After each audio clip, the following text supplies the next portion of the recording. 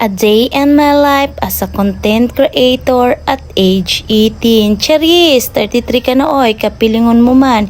Yan na gani na adlaw na invite kami didi sa Rebi Mini Mart. Adi lang ini banda sa Barangay Buena Vista, Purok 4 sa taasan 33 pakadto sa Kawayan. Arat na, kadi na kamo didi para magkita kamo san inda mga items kay mga barato la abot kaya ng bulsa. Arat na, kadi na kamo didi sa Rebi Mini Mart. Pag abot ko nga ni didi sa Rebi Mini Mart, kanya-kanya na sindang content, kanya-kanya na sang pwesto, tag kanya-kanya pod sang video kung paano ninda ini ipopromote na Rebi Mini Mart. Actually mga day, na vlog na po gali ini ni Atina didi na Rebi Mini Mart. Pero syempre, iba-vlog ko gihapon ini para sa iyo, Charis!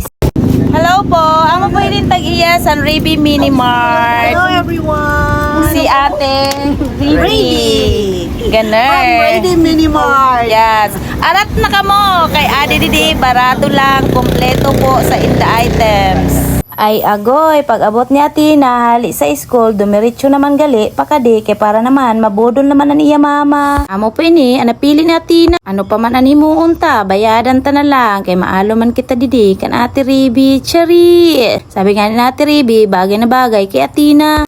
Abot kaya po ini ng bulsa nyo. Yes, murang-mura po.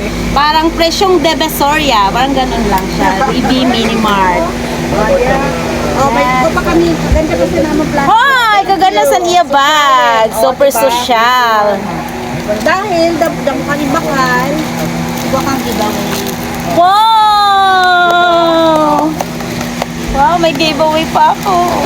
Ganyan talaga pagka nag-shopping ka dito sa Rebi Mini Mart, may giveaway. Hi! Thank you for shopping. Yay! Yay! Thank you! Arat na mga day, kadi na po kamo didi, kay kompleto po didi, an inda mga paninda, o gapos indan mga school supply, na mga gamiton, san iyo mga anak, tag-abot kaya talaga ini, san bulsa. Arat na!